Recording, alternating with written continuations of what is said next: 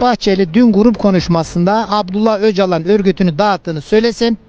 Biz de umut hakkı yani af yollarını konuşalım dedi. Kimisi samimi, doğru, keşke olsa diyor. Kimisi de samimi değil diyor.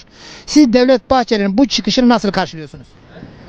Devlet Bahçeli Abdullah Öcalan'ın söylemi üzerine bir adımın atılacağını düşünüyorsa daha önce de bu adım atıldı zaten. Ama Devlet Bahçeli Kürtlere yönelik bir adım atsın. Örnek veriyorum. Kürtlerin ne istediğini Türkiye Cumhuriyeti Devleti Kürtlerden daha iyi biliyor. Buradaki Kürtlere sor, ne istediğini bilmezler. Devlete sorsan devlet daha iyi biliyor. Çünkü 100 yıl önce neyi yasakladığını iyi bilir. Dolayısıyla Devlet Bahçeli'nin çıkışı samimiydi, biz bunu soruyoruz. biz hiçbir şekilde sadece onun değil, Özgür Özel'in de açıklamasını samimi bulmuyoruz. Çünkü 100 senedir aynı kelimeler tekrarlanıp duruyor. Dolayısıyla samimi değillerdir. Eğer samimilerse bunun için Öcalan'la muhatap olmalarına, hani Türkiye bizim devletimiz mi abi? Evet. Bir ülke kendi halkının bir sorununu çözmek için neden muhatap arıyor? Muhatap halktır, referanduma gitsin, Kürtlere desin ki şunu istiyor musunuz, istemiyor musunuz?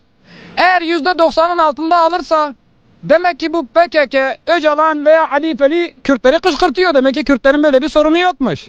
Ancak sürekli şahıslar üzerinde manipüle etmek, Öcalan cevap olarak şöyle bir cevap vereceğini düşünüyorum. Siz Kürtler için adım atın. PKK silahı bırakmazsa Kürtler PKK'yı bırakır. Bu pazar günü sandığın başına gitsek bir genç olarak oyunuzu hangi partiye kullanırsınız efendim?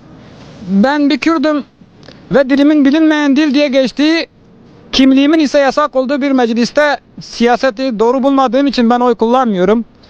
Evet, ne zaman o mecliste Kürtçe bilinmeyen dil olmaktan çıktı, ben o mecliste sorunlarımı tartışmak için bir temsilci olarak meclise gönderip oy veririm. Benim böyle bir gündemim yok. Şu an yok. Peki Esenyurt Belediye Başkanı'nı tanıyor musunuz? Hizmetlerinden memnun musunuz, değil misiniz? Esenyurt Belediye Başkanı'nı biz dernek olarak hayırlı olsuna ziyarete gitmiştik Ahmet ağabeyi. Evet, kendisini seviyoruz.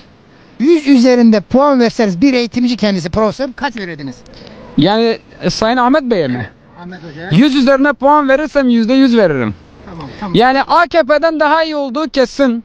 Tamam, not alın. En azından halkını seven bir insan olduğunu biliyoruz.